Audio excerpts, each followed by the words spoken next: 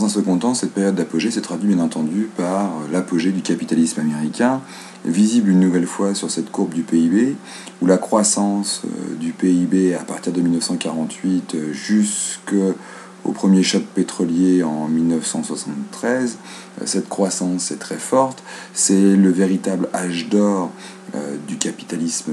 américain, entre notamment les années 1961 jusque dans les années 1970, période pendant laquelle, bien entendu, les États-Unis maintiennent leur premier rang dans les productions mondiales, leur PIB, par exemple, de plus de 1000 milliards de dollars par an.